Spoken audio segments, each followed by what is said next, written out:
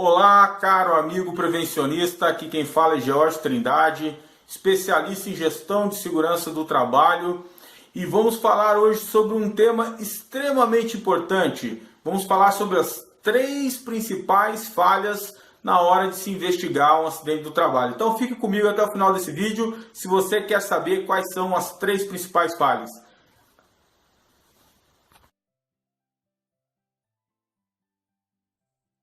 Bom, então vamos lá, vamos falar sobre as três principais falhas, né, na hora de se investigar os acidentes do trabalho. Eu tenho aqui como erros categóricos. Essas três falhas, na verdade, elas são erros muito clássicos e muito corriqueiros na hora de se investigar um acidente do trabalho e acabam esses erros impactando de maneira muito negativa no plano de ação e, consequentemente, você não consegue alcançar os objetivos, ok? Só que antes da gente falar desses três erros, né, desses três principais erros, é sempre muito importante reforçar que você, como prevencionista, tem que trabalhar sempre de maneira preventiva, né? A forma de você atuar preventivamente sempre vai ser o mais eficiente possível. Ah, George, então quer dizer que eu não preciso trabalhar identificando as causas de um acidente do trabalho, agir de maneira corretiva? Você deve também. Isso faz parte, né, de todo o contexto estruturado de uma gestão. Mas, entretanto, a eficiência vai ser muito menor do que você trabalhar com outras ferramentas, e aí é um outro capítulo, a gente teria horas aqui para poder falar sobre isso. Só para você entender o porquê, né, que você não tem uma eficiência muito grande na investigação de acidentes do trabalho, né, você agir somente corretivamente, eu trouxe esse símbolo, né, esse ícone aí, muito conhecido e difundido por nós da área de segurança do trabalho. Quem trabalha com prevenção, com certeza já deve ter visto essa pirâmide, que é a famosa pirâmide de Frankenberg, né? Onde você tem lá uma relação estatística de 1 para 10, 30, 600, e, e o que que isso e o que que o acidente grave, né, ele representa dentro desse estudo aqui. Se nós trabalharmos, né, tentando mitigar os acidentes, atuando somente naqueles grandes acidentes, os acidentes com lesões graves, né, que está lá no topo da pirâmide, a nossa eficácia para poder abranger outras ocorrências, outras possíveis ocorrências dentro do mesmo contexto será de apenas 3%. Então é muito baixa. Se a gente então vou estudar também os acidentes com lesões leves, né? Você vai subir de 3 para 7%. Enquanto se você trabalhar na base da pirâmide, né, no 30 e no 600 ali, né, no 30 acidentes sem lesão e nos 600 ocorrências com potencial para se transformar num acidente, chamados de incidentes, né, você terá uma eficiência de 93%. Então, por isso está aqui explicado, né, porque eu reforço sempre você, como profissional da área de segurança, trabalhar na base da pirâmide e não no topo, tá ok? Mas vamos lá. Então, por que eu tenho que investigar, George, um acidente do trabalho? Se você está falando para mim que não tem eficiência, por que eu devo investigar um acidente de trabalho? Bom, enfim, eu acho que toda situação, todo evento indesejado é uma oportunidade da gente aprender, evoluir e aplicar métodos, né, nos nossos processos, nas nossas atividades, de maneira a melhorá-los, né? Trazer uma gestão mais eficaz, uma gestão mais eficiente e ter um controle mais, vamos dizer assim, efetivo, né? E para isso que eu investigo o acidente do trabalho, né? A partir do momento que eu investigo o acidente do trabalho, eu defino plano de ação, um plano de ação de maneira a contornar outros eventos similares e aí com isso fazer do limão uma limonada, assim como eu gosto de sempre falar, né? O acidente é azedo, ninguém gosta do acidente. Ele traz danos não só para a pessoa que se acidentou, mas para todo o contexto, né? E aí, a partir do momento que eu aprendo com ele, eu também tenho a oportunidade de evitar novos acidentes, novas ocorrências. O importante é que esse plano de ação ele sempre seja muito bem estruturado e com base no quê? Com base naquela investigação, né? E aí que entra o grande problema, quando essa investigação ela não retrata a realidade ou ela é analisada de maneira superficial ou de maneira errada. Por quê? Aí eu não vou estar atuando nas situações com potencial de acidente ou, de repente, criando controles mirabolantes que, na prática, são inviáveis, não são aplicáveis. Enfim, eu não tenho eficiência nesse meu plano de ação. E esse é o grande problema, né? Mas você deve estar se perguntando aí, tá, Jorge, você me falou que é importante agir preventivamente, né?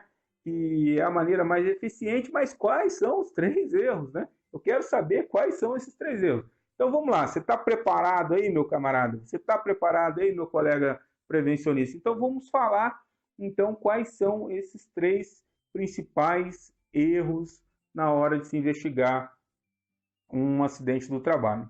Primeiro, é buscar por culpados, né? Então, infelizmente, existe essa cultura, esse hábito, né, do profissional da área de segurança ou das pessoas que estão participando daquele processo de investigação, seja um membro da CIPA, seja um encarregado, um líder, o proprietário da empresa, enfim, seja quem for, né, de ir buscar um culpado por aquele acidente. Então, a busca por culpados sempre é um caminho muito errado, né? Eu coloco ele em primeiro, como primeiro título, um primeiro erro, porque para mim é absolutamente um absurdo você tentar eleger uma culpa a alguém, né, por uma falha que não é diretamente ligado a uma pessoa. Ah, tá bem, mas de repente evidenciou que aquela pessoa realmente fez algo que não deveria fazer, ou deu a ordem a uma pessoa que não deveria ter dado. Enfim, mas se isso está acontecendo, significa que o seu processo de gerenciamento, não só dos riscos, mas gerenciamento de perdas como um todo, enfim, a cultura da sua empresa, ela não está em consonância com as boas práticas de gestão de risco, né?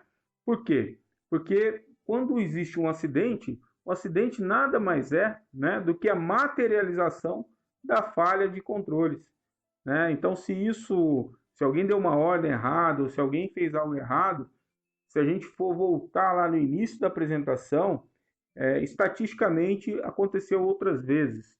E se aconteceu outras vezes e teve a sorte ou por algum problema de não ter havido uma conversão de falhas, enfim, por algum motivo, esse acidente não se materializou, mas era questão de tempo. Então, por isso que a gente tem que estar sempre identificando as possíveis falhas e estabelecendo controles cada vez mais eficientes e simples de serem aplicados. O próximo problema é o presumir, né? Está muito ligado com o primeiro, porque eu vou buscando um culpado e muitas vezes eu não me atento muito a levantar dados e fatos, né? Então, um processo de investigação, sempre é importante chegar logo ali depois de feito todo o controle da ocorrência, né? Procurar levantar informações, entrevistar pessoas que estavam próximo do acidente no momento, visualizar o contexto do ambiente, né? Se tem alguma coisa ali que possa dar um direcionamento para algumas perguntas, dar um direcionamento para alguma evidência, né? Ou seja, existe algum problema, vou dar um exemplo, tá? Um parafuso cisalhado. Opa, então se tem um parafuso cisalhado e caiu aquela peça ou aquela estrutura, então será que de repente o caminho não está num plano de manutenção mais eficiente? Ou então a falta da inspeção? Enfim, então buscar informações, dados e fatos, ok? Então, quando isso não ocorre, geralmente, quando vai-se para a mesa, começa a presumir coisas. Ah, você fez isso porque você imaginou isso. Isso aí é presunção. e aí a presunção não te leva para o caminho correto. Então, você tem que ser assertivo e buscar sempre dados e fatos. Estou até sendo meio repetitivo aqui, mas isso é muito importante você, como profissional, entender isso. E por último, né, crer em apenas uma causa. Esse terceiro aqui também é um grande problema. Todo acidente ele é uma combinação de fatos e falhas, né? Então, o acidente geralmente ele tem causas contributivas e ele tem principalmente a causa raiz do problema.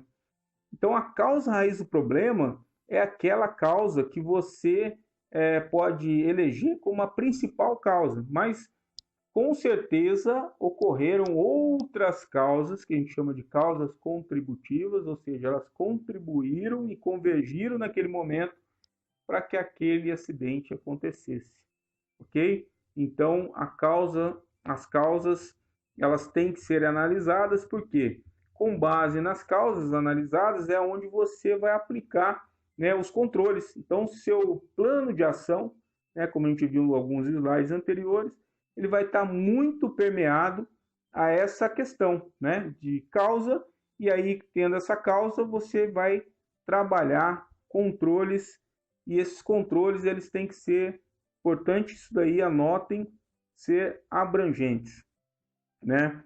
Seu plano de ação tem que ter a maior abrangência possível.